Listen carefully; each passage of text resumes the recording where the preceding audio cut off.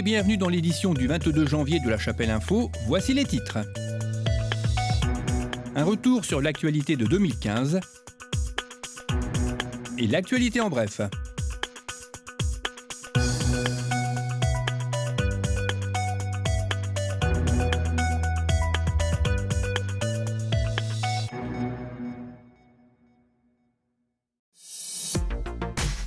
Voici le troisième et avant-dernier volet sur ce qu'il fallait retenir de l'actualité de 2015.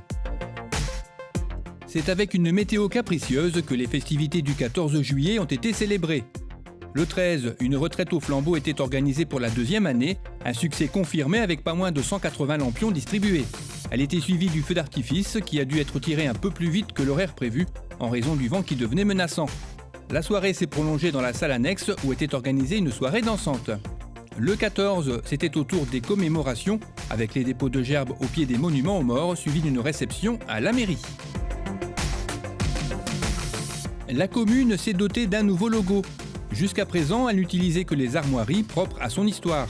Dorénavant, un logo apparaîtra sur les documents communaux, symbolisant les trois grands quartiers qui composent notre commune, le dynamisme, son développement en cours, sa jeunesse et son caractère équilibré. Marie et Paul Chapelain se sont dit oui à nouveau, 60 ans après leur première union. La première fois, c'était le 2 septembre 1955. 5 enfants et 10 petits-enfants plus tard, rien n'a changé.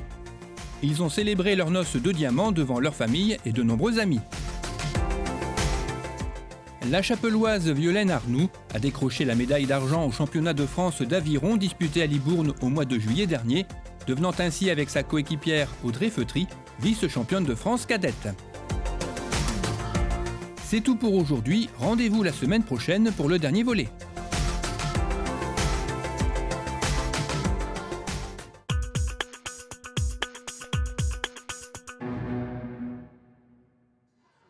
L'espace Nelson Mandela a accueilli le bal de clôture Spirit of Motown de l'île 3000, samedi 16 janvier. Ce bal aura permis à un large public de découvrir ou redécouvrir les grandes œuvres de la musique noire américaine, soul et funk, propre au fameux label Motown, né à Détroit dans les années 60. Après une initiation aux danses de l'époque, c'est DJ Asphalt qui animait le dance floor durant 1 heure, pour laisser la place ensuite au groupe régional Mr. Alv and the Sweet Soul, qui a repris quelques-uns des standards du label.